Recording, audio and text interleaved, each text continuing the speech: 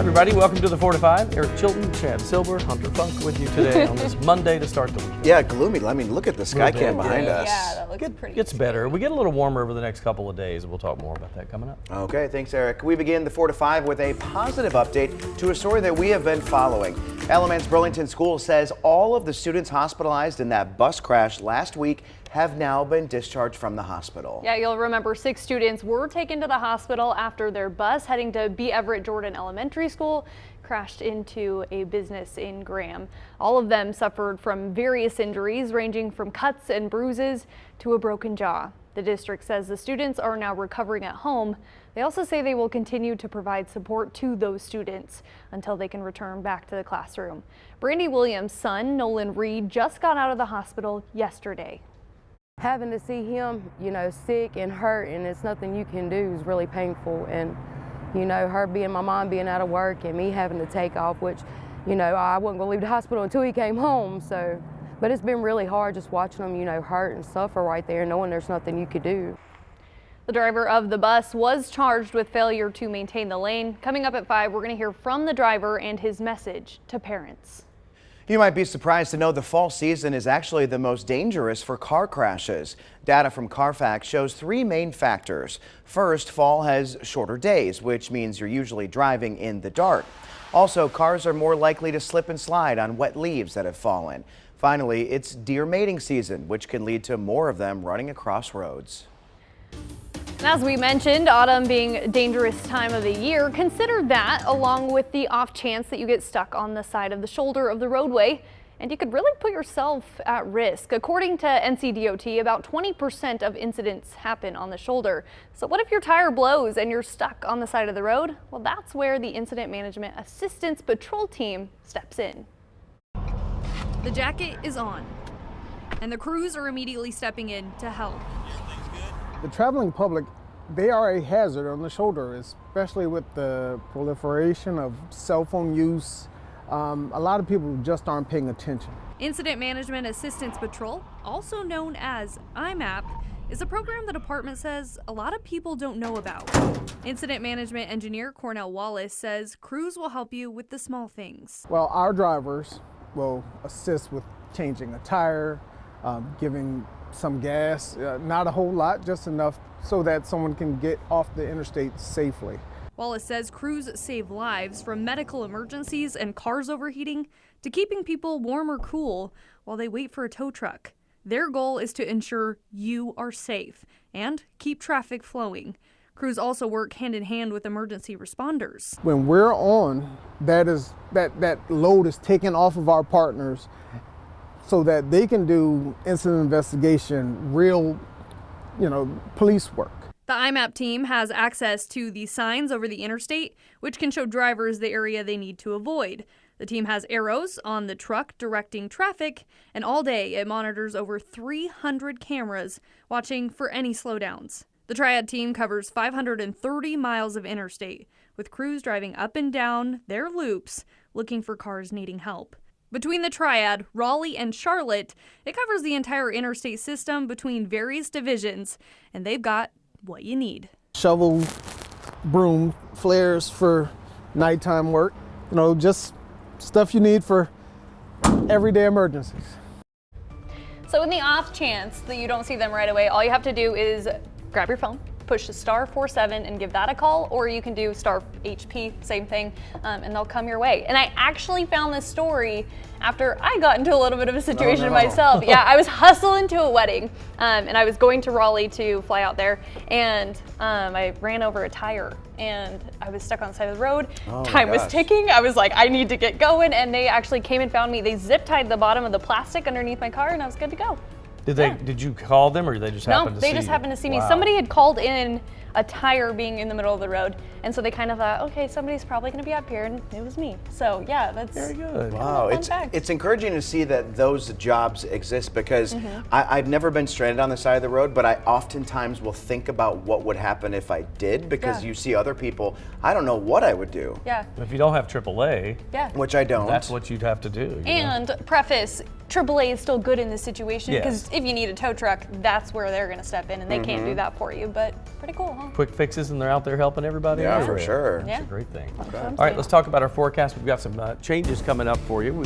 It's kind of up and down as far as temperatures go all across the area, and we mean really over the next week. If you take a look at where we are now, 50s. It was chilly this morning, wasn't it? Downright cold at times. And once the cloud cover kind of moved in, it kept it a little chilly. But 57 in Greensboro, 59, Burlington, Winston at 56. Looking for lows tonight in the 40s. That means tomorrow morning's temperature for you is what you see right there. 42 degrees, partly cloudy. More sunshine tomorrow. It'll be a beautiful day. Start to warm up just a smidge at least to 64. You can see a couple of showers, and now this very, very widely scattered and light, so you may not see much at all. But there's a chance, especially in the western half of the viewing area, that you could see an isolated shower or two. And believe it or not, we actually had reports of snow back in Tennessee from this system. We will not see that though. Here's your 7-day outlook. With 64 degrees for your Tuesday. Look for partly cloudy skies, a little bit chilly there with that start of 42. We'll warm to the upper 60s. That's Wednesday, Thursday, and Friday. The difference, sunshine Wednesday, Thursday, a little rain for Friday, and then low 60s coming in on Saturday and Sunday. All right, let's get to your 4 to 5 roundup now. First up today, Greensboro police are trying to figure out how and why a woman died in an assault early yesterday morning. Officers responded to the Exxon and Truby on Gate City Boulevard around 5 a.m. 25-year-old Callista Martin died, but investigators aren't elaborating. We also don't know anything about a suspect or a motive. Meanwhile, a death investigation in Orange County could have ties to Greensboro. The Orange County Sheriff's Office says 35-year-old Suzanne, known as Skylar Brooks, was found dead in a wooded area west of Carborough. They say Brooks was from Greensboro. Investigators say a man walking his dog found the body yesterday morning. If you know anything, call the Orange County Sheriff's Office. Boy, look at the flames ripping through a vacant house in Winston-Salem this morning. Firefighters responded to the fire just after midnight on Thomasville Road. This is helmet camera footage from one of them. You could see flames and smoke erupting from both the first floor and basement. Again, the house was vacant and it's not clear what caused the fire. This weekend, you can help your neighbors out. Triad food pantries are seeing more people struggling to put the food on the table. So that's where we're stepping in, teaming up with Greensboro Urban Ministry for our annual Food to Families Fall Drive to restock the shelves. We're collecting food donations at multiple Harris Teeters, Food Lions, and Walmart locations Friday through Sunday. For that full list of participating locations and the most needed items, go to our website, WFNYnews2.com. The High Point Furniture Market kicked off over the weekend. As you probably know, the 5-day event attracts thousands of design influencers and furniture makers from around the world, giving the area a huge economic boost. Although it's aimed at the furniture industry, there are hundreds of art pieces on display too. 12-year-old Zoe Kamaya is a local artist. She's hoping to make her big break at this year's event. The young painter has several pieces on display at the Splashworks Gallery. She says it's the first time her paintings have been in the spotlight at such a large event. I've never actually been able to see market because people under 15 aren't allowed. So I'm just excited to be able to see High Point whenever it's actually, like, I guess, alive, so to say, and to actually be a part of it is just, it's a gift. To be able to be in this ecosystem of large brands and to be in a town that welcomes many multiples of thousands of interior designers is a real blessing. So where else in the world can that happen? The High Point girl says she plans to continue perfecting her craft with the hope of turning her talent into a career. You don't need to be especially gifted. If you have a passion for it, and if you want to dedicate your life to it, I mean, humans can do a lot of things. I'm just gonna say it. I love that. Humans can do a lot of things. She says she wants to inspire more young artists. This story is wild because she's so young that she can't even legally go to the market because you have to be 15 to go to it. So I imagine because she's got her art on display, they allow her to go to it. But that's pretty wild, right? You know, you look at that picture that she was doing and she's like, well, you don't have to be that talented. Yes, you do, because we couldn't do that if we tried. No chance. I actually talked to an art director the other day and she was like, no, really, anyone can do it. And I'm like, have you seen my drawings? Because again, it's not good. I've It's not always good. wanted to try to paint. That's Yeah. something. Yeah. I've asked my wife for 3 Christmases straight for an oil painting set. She Ooh. won't do it. I think she's like, no, just don't do it. I'm impressed that wine and design can make people who have no talent look like they have Yes. some talent. Actually, that's a very good point. You just follow along and you get Right. something. It's like paint between the numbers, or like Sort of. Yeah. I'm going to bring in one day, I'm going to bring in somebody in Leslie's wine and design class, because she admitted, she'll tell you to your face, she's, I have no talent with this. And all her friends, it looks like she was looking at something totally different. maybe she had too much of the wine and not so much the design. Not right? as much design, it might be it. Might be the way to go. She might have thrown it away, but I want to bring it in. We'll be right back.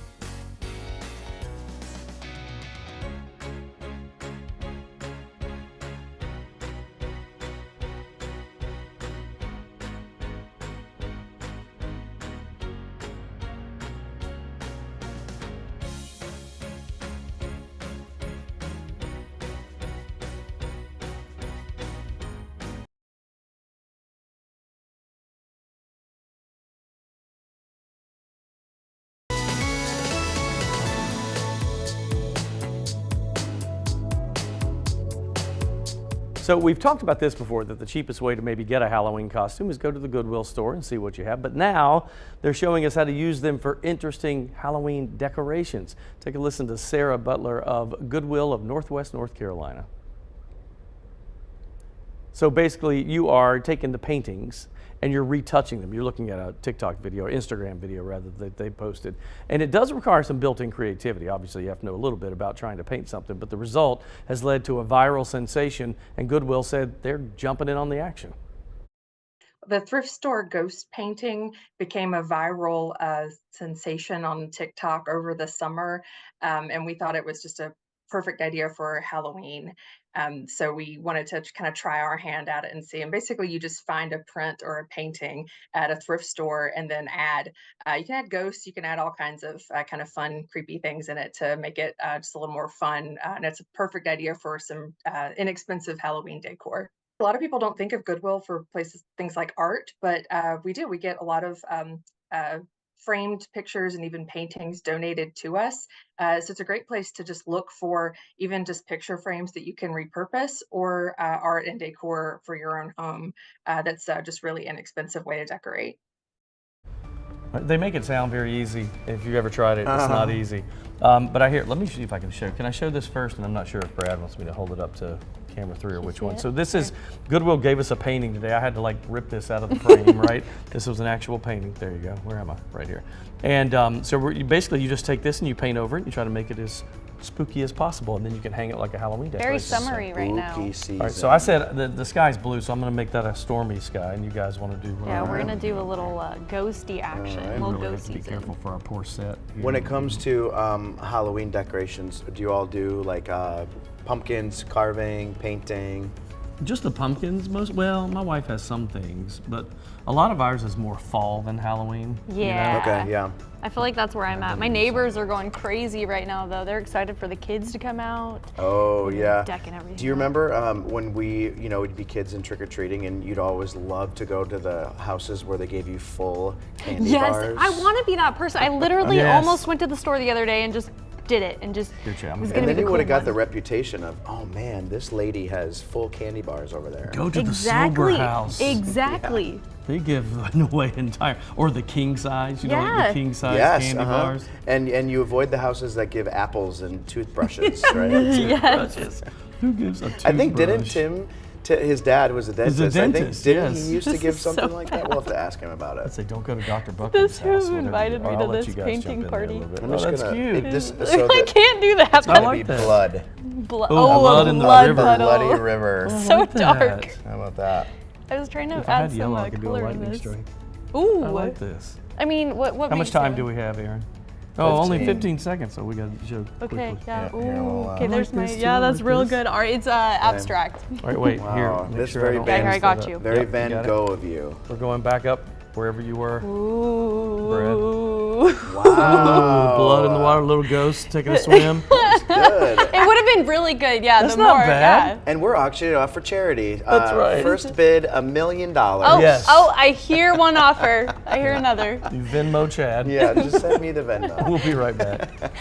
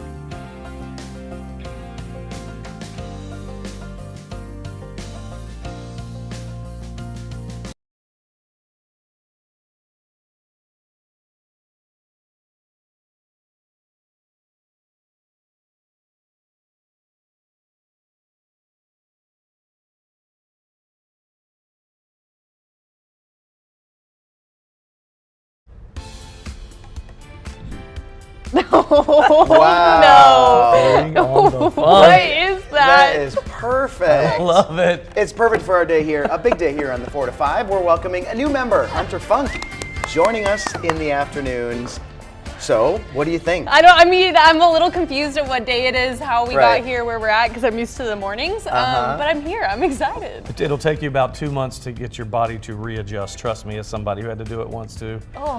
It'll take about 3 months. I know. I was sitting there this morning and I was, kind of walking on the treadmill watching the Good Morning Show, and I was like, wait. And I just got really confused, like, I should be there. And then I was like, no, you gotta wait until you go in. And I sat around for an hour just waiting for work. Like, Really? I was just awake. Because when you work that morning shift, every minute you're just like, do this, and get to work. You know? Well, don't worry. Sydney is just off today. She will be joining us when she's back from vacation. God, I love that picture. That's so good. Hunter, she will still be on the weekend mornings for a little while longer as she helps train Taylor Leverett settle into her new role in the weekends. It was her first show this last weekend. Yeah, we actually got to launch her on Sunday. It was super exciting, and I'm excited for her. She's excited for it, too. That's great. Well, so in the meantime, Hunter, she's going to be working a split shift. Half of the week here, half of the week weekend mornings until you get fully adjusted to this show. Yeah, exactly. And I mean, awesome. so at least I still get to wake up early, right? Yeah, I get a little bit of it. Slowly wean off. Slowly back into normal life again. Yeah. Exactly. Welcome. I used to tell people that when I went from mornings to this shift, I started seeing in color again. It was amazing. Like my body It is just, a very good point, though. it's you know? amazing. You It kind of is, get a it little is. groggy. And All right, let's talk about a forecast and good stuff for us in the short term. Now it is cold. I mean, we're looking at temperatures tomorrow morning in the low 40s as you make your way out, which means in our higher elevations, definitely into the 30s. It's going to be nice. Well, we're about a week behind for the leaves changing color, just for different environmental reasons. So if you want to wait another week or so, like maybe not this coming weekend, but maybe middle of next week to the next weekend and go to Boone, be absolutely beautiful up there. It's going to be starting to turn here too. 57 in Greensboro and Reedsville, Walnut Cove at 55.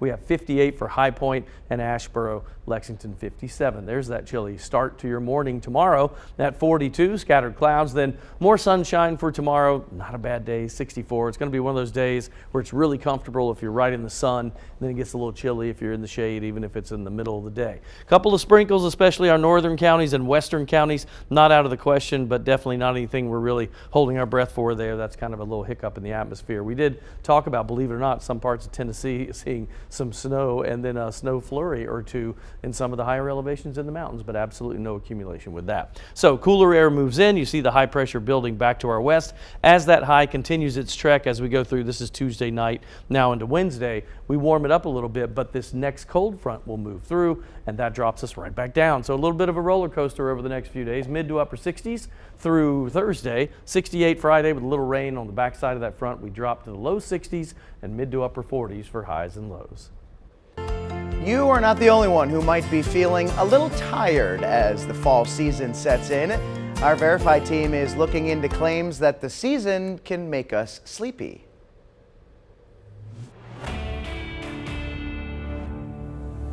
You don't have to be a pumpkin spice fan to feel like you need a little extra boost this time of year. It's been the topic of a lot of conversation we're seeing online.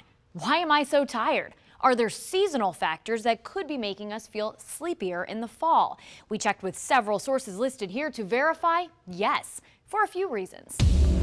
With cooler temperatures come shorter days. The U.S. Naval Observatory explains the tilt of the Earth in the early autumn means later sunrises and earlier sunsets. And that light impacts your circadian rhythm, your body's natural sleep cycle, according to the National Sleep Foundation. It's why you might feel less awake in the morning when it's not as bright out and get tired earlier in the evening. But around here, it's not just the season of apple picking and hay rides. Hay fever kicks in too for fall allergy sufferers. Some antihistamines used to treat symptoms can induce drowsiness, according to the Mayo Clinic. But your system's response to allergens can also be draining. Anything that activates the body, uses resources, whether it's an illness or an infection or allergies. As the Cleveland Clinic explains, bodies respond to this by making antibodies, which can be a tiring process. And Dr. Alok Gupta says it's hard to catch up. Allergy sufferers also tend to have more trouble sleeping at night. So you don't sleep well, you feel bad the next day. So that it's multiple factors. With your Verify, I'm Abby Larico. You know, that makes sense too. I don't know about you guys, but Mm-hmm. you know, when it starts to turn to this season, I mean, I slept 11 hours last night and I still feel kind of groggy. I couldn't do that if you, there is no way I could sleep. Well, that you have way. a house full of kids though. Do you think No, that no, you could even do if it? they're gone. Oh, okay. Yeah, like my natural, I have trouble sleeping all the time. I wake up 4 hours into the night, like when your body's ready to go into that next level of sleep. Yeah. And sometimes I never go back to sleep. Sometimes I do, but horrible. I envy you. See, I'm like, okay, I just switched to mornings where it finally was getting nice, where it got dark super early, Yes. and now Yeah. I'm like, now it's dark super early. What Right. else am I supposed to go do? But I mean, that's 100% it. Is I just get so tired because it gets dark, and it's just nice to be in a cozy bed. And I bet for you now as well, when you get off of work, it's typically, summertime, the sun is high in the sky, and now much different. Yeah. Yeah, and it's actually, I get sleepy because I like when it's cold out and you're warm inside and the couch and the blanket and the whole thing. Like, that's the only time I really get sleepy, or my wife can take a nap anytime. She calls them napetizers. I'm just gonna run in for I a quick like that. napetizer. But I can't do that. My mind's going 1,000 miles an hour. Chad's like, naps. he could lay down on this floor right there and sleep. Right. Oh, Could I can't do that, but I'm bet you gonna could. bye. Try that out. We're gonna right. check in on Chad with our cameras in just a minute. There it is. Oh, that's good. Oh, I that's real guarantee good. you he could actually sleep. Oh, good night. Oh, he blends There in. he Look at that. is. There he I is. should have faced the other way. Don't do anything weird.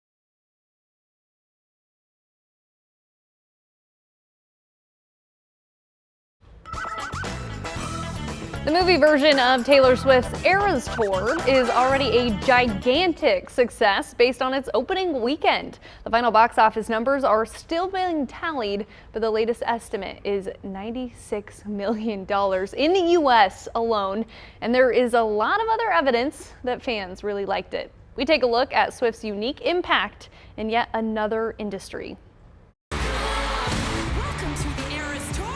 Look what you made her do. Taylor Swift's The Eras Tour had the biggest opening for a concert movie of all time. And I love her music, and I'm sure I will love the movie, and I'll probably see it more than once. More than 4.8 million Swifties flocked to theaters in style nationwide, where traditional movie viewing decorum was loosened up for fans to either relive the Eras Tour or finally see the spectacle. Even her old flame, actor Taylor Lautner, was flipping out at a showing.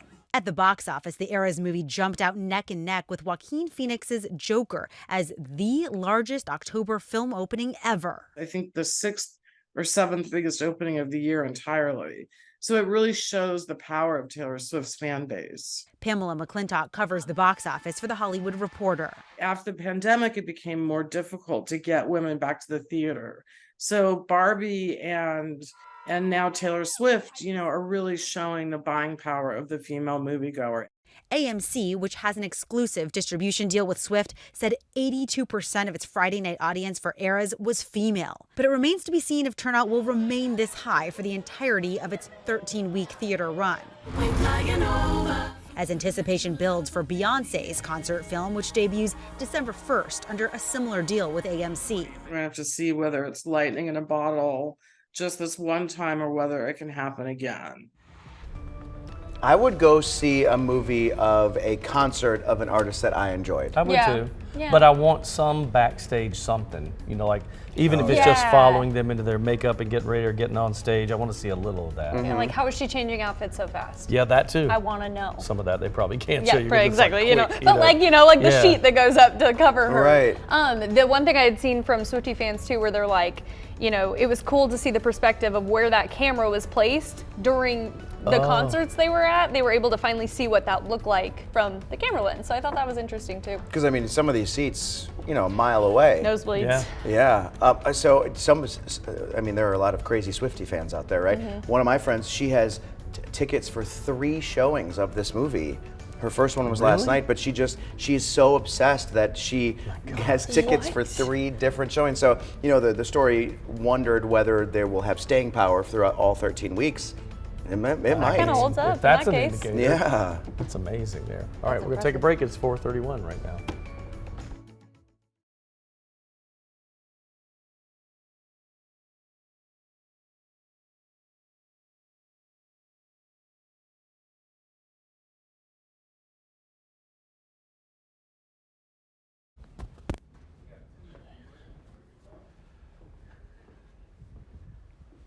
Actually, I was actually number 3. You were close though, number 3. Right off the couch, University, baby. I'm right back to doing what I do.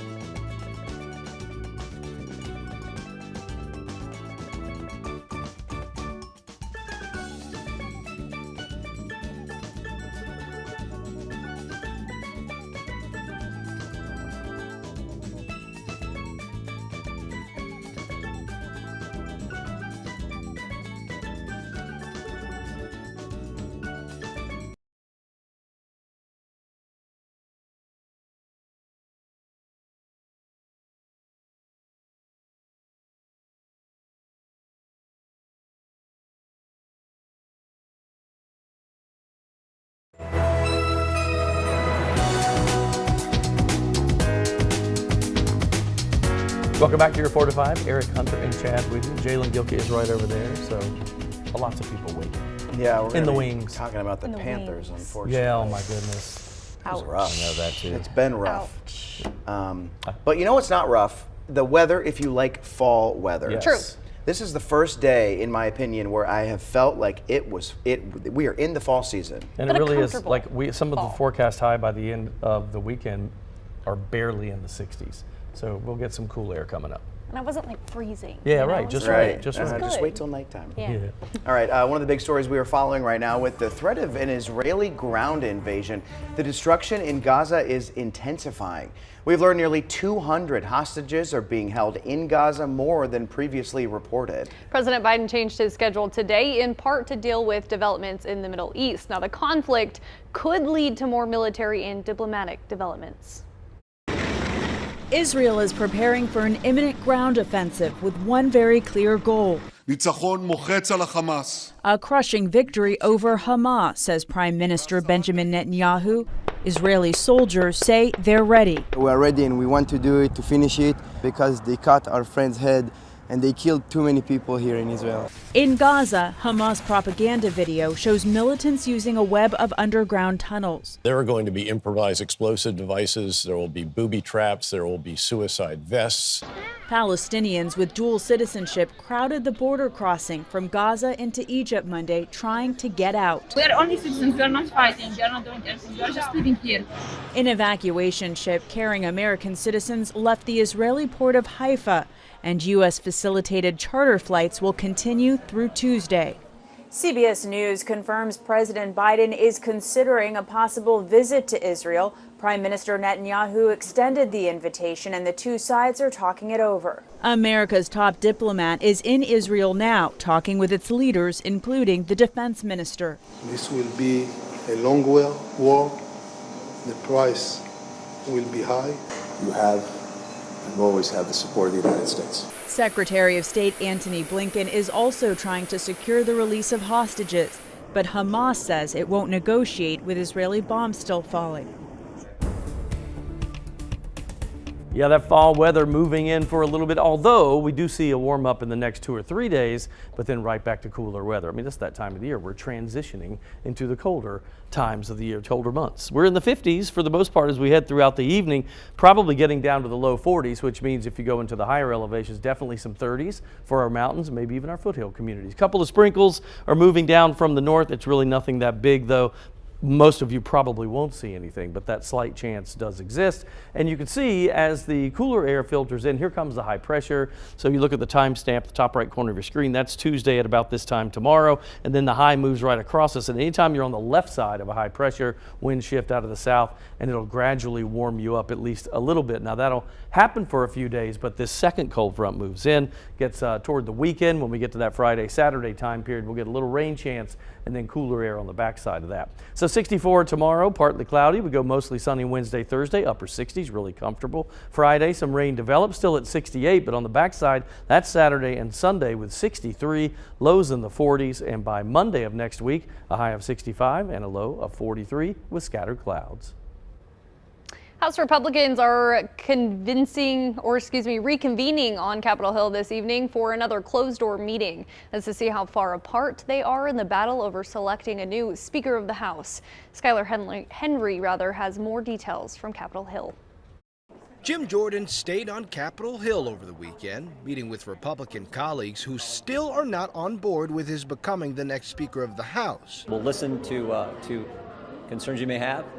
I think none of those concerns are anything that we can't address, so I feel good about where we're at. Jordan did gain some momentum when the chairman of the House Armed Services Committee, Congressman Mike Rogers, announced on Twitter he is going to vote for Jordan. But at least a dozen or so House GOP members still oppose him, leaving Jordan well short of the 217 votes needed to become Speaker. Frankly, if you look at the dynamics of our conference, there's not a single member who can satisfy 217 members. That has prompted some to speculate that Republicans may need to cut a deal with Democrats in order to seat a new speaker. If there is a need, if the radical, almost just handful of people in the Republican side make us unable to be able to return to general work on the House, then I think obviously a deal will have to be done. So far, all of the voting has taken place behind closed doors, with only Republicans casting votes. But GOP leaders are planning to hold a full vote on the House floor Tuesday, voicing their members to say publicly whether they support Jordan or not. Skyler Henry, CBS News, Capitol Hill. Let's get to your 4 to 5 roundup. The annual open enrollment period for Medicare is underway, allowing millions of seniors to explore their insurance options. Open enrollment runs until December 7th. This is one of the time periods that recipients are able to make coverage changes to their plan. People enrolled will be able to shop around and choose between the traditional plan or the privately run Medicare Advantage. Changes to your plan will go into effect January 1st. The IRS says Americans failed to pay a record $688 billion in tax returns from 2021.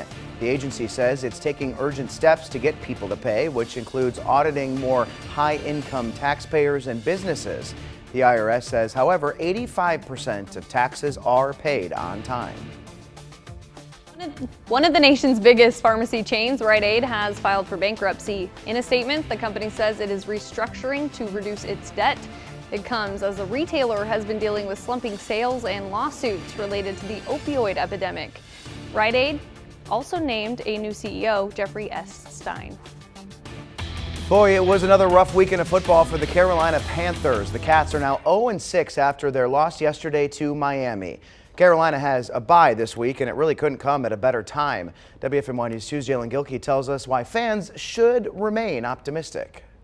Yeah, Chad, if you're a Panthers fan, you're probably sitting at home wondering when this losing streak will come to an end or if it's time to pull out the brown paper bags and hide your face. But trust me, it's not quite time to overreact just yet.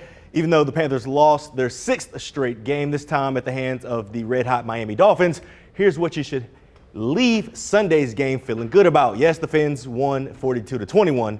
But look on the bright side. Franchise quarterback Bryce Young threw for over 200 yards and had no turnovers while completing 60% of his passes, helping Carolina jump out to a 14-point lead over Miami, the largest they've had all season. Now, it's time for some perspective. Several Hall of Fame quarterbacks have had rocky rookie seasons.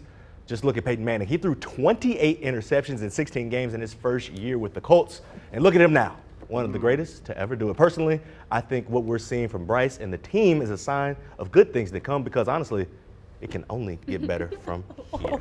And just this afternoon, it was announced that head coach Frank Reich will no longer be calling plays. He's handing that duty off to the offensive coordinator, Thomas Brown. So after the bye, we can expect the Panthers to start utilizing a young core in a new and kind of refreshing way. Does this surprise you, this Frank Reich news? No. No? Not at all. Okay. This is what you have an offensive coordinator for. If you're a head coach, you have so many duties that you have to fill and monitor and supervise. You bring an offensive coordinator to handle the offense.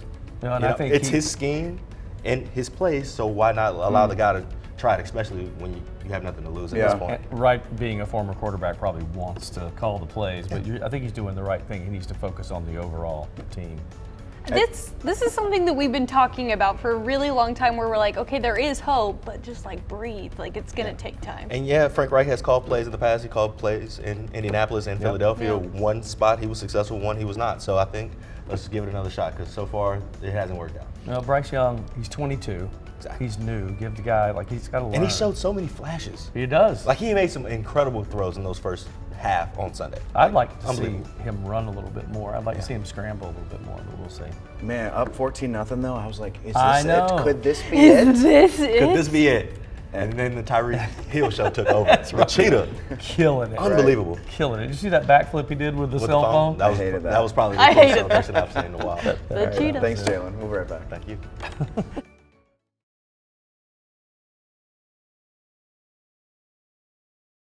I know, it is old school. Ice cold milk and an Oreo cookie. They forever go together like a classic combination.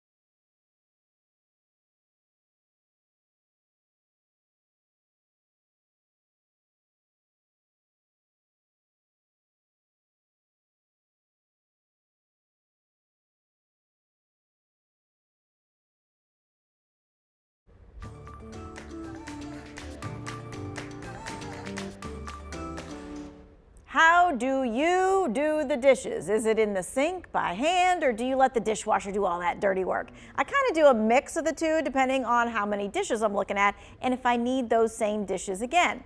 According to Consumer Reports, any dishwasher sold since 2013 is required to use no more than 5 gallons of water to wash an entire load of dishes. Now, older washers, they're using about 10 gallons or so. When you're talking about washing by hand with the faucet running, how much water are you using? Up to 22 gallons of water. So now I'm asking you, how do you do your dishes at home? Dishwasher. Dishwasher, 100% of the time, every time. Really? Not I'm all, 90, I'm because 90. there's some things my wife says we can't wash in the dishwasher. That delicate, whatever. It's comical to me when I see I'm over at somebody's house and they're hand washing the dishes before they put them in the dishwasher. Okay, so and if you have a dishwasher that is older, that's 2013 or newer, you do not have to do that any longer. In fact, the more dirty it is, it kind of like makes the dishwasher like figure out how much, pressure it needs. So don't be like, washing off the whole thing, right? Just don't do that anymore. rinse them. I do rinse them before I put them in the dishwasher. Well, my dishwasher is old, so I do that too. But if it's from 2013, you don't have to. Okay, but what if it's not coming clean? Is it because I left it in there too long? Or maybe it's just a bad dishwasher. Maybe. Or maybe it's different detergent. I feel like sometimes detergent that will could be help. That's true too. Okay, now here's the other thing, because you hit it right there. Consumer Reports says there are 5 things you should never ever put in your dishwasher. Ever, ever, ever, ever, ever. And one, I think you're going to know like right from the start, but the others could be a surprise. So let's take a look.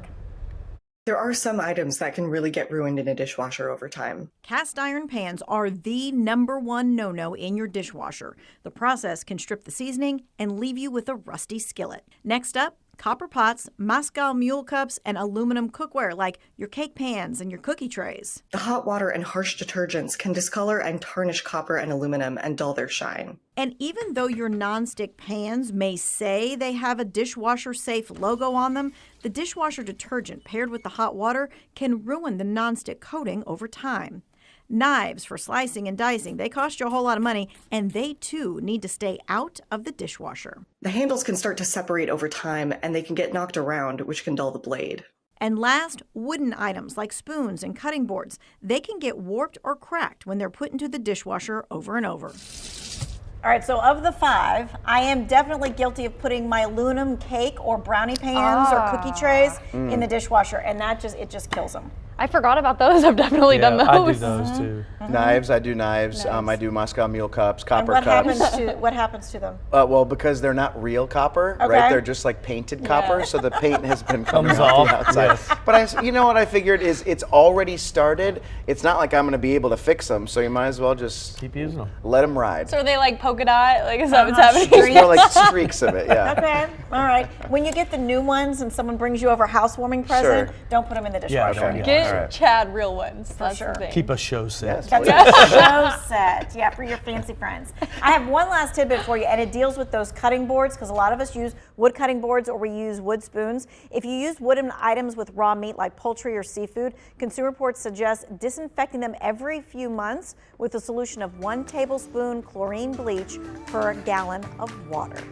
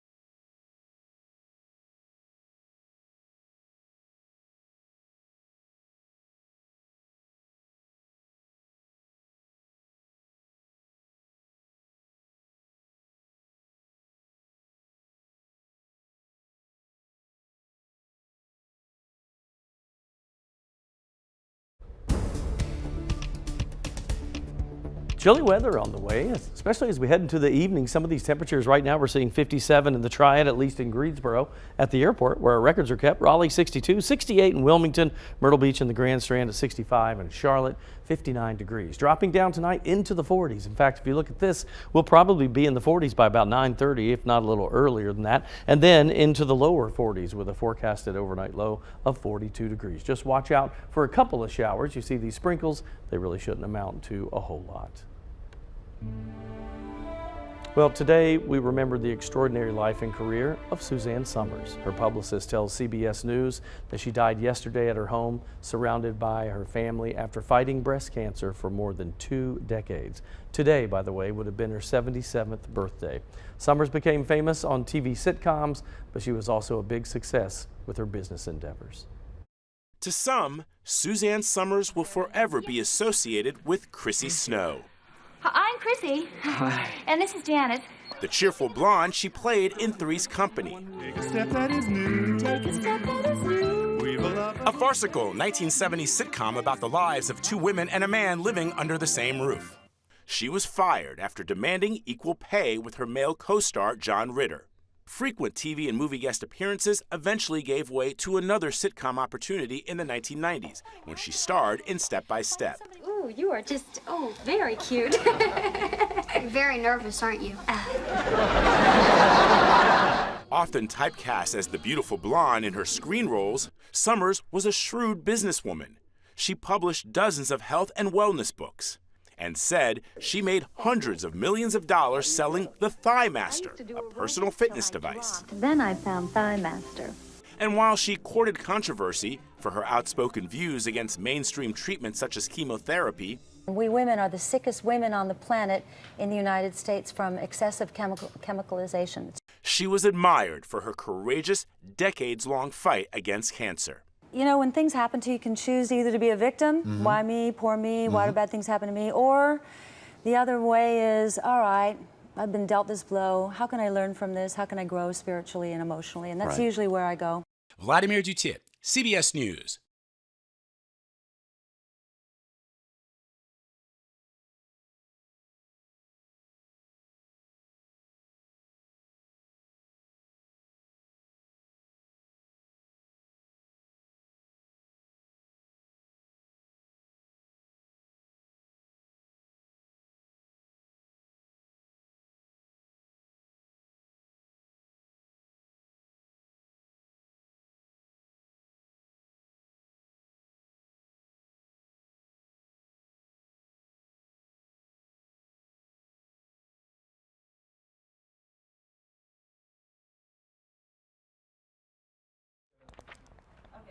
I have a mic check?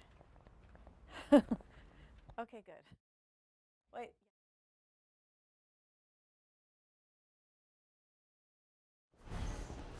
Here we are, 1, 2, 3, 4, 5, 6, 7, 8, 9, 10, 11, 12.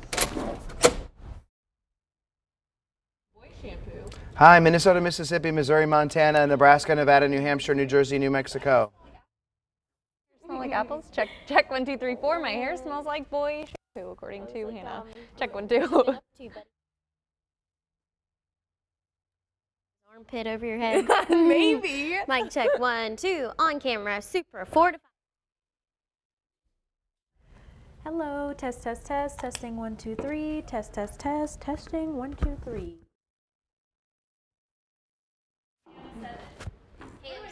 Mic check 1, 2, 3, 3, 2, 1, 1, 2, 3, 3, 2, 1, 1, 2, 3.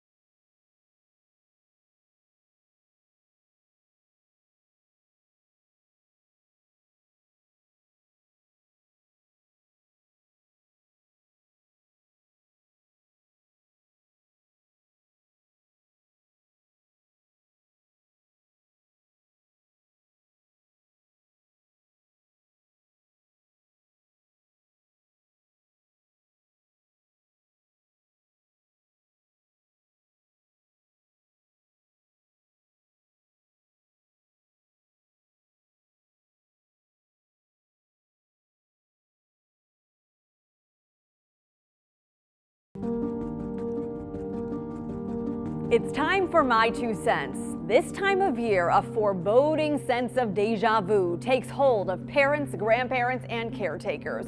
From the moment a child brings home that first back-to-school cough, runny nose, or stomach bug, it's here we go again with sick season. Usually one sick person means an entire sick family, and everyone gets healthy again just in time for the next germ to make the vicious cycle repeat itself.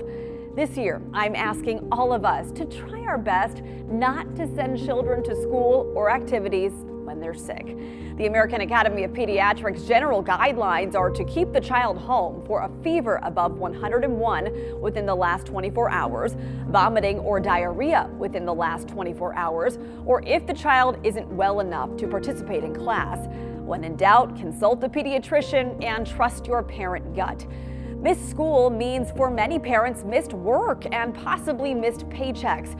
So now is the time to figure out a sick season plan of action. Talk with your spouse or trusted babysitter. Figure out who has sick leave or PTO, who has the flexibility to work remotely, and if both options are limited, schedule a planning meeting with your boss on how to make up a shift.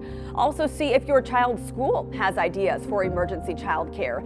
We have to band together to slow the spread of school sickness so all children can stay in class more often this fall and winter. Let's let common courtesy be contagious. That's just my 2 cents.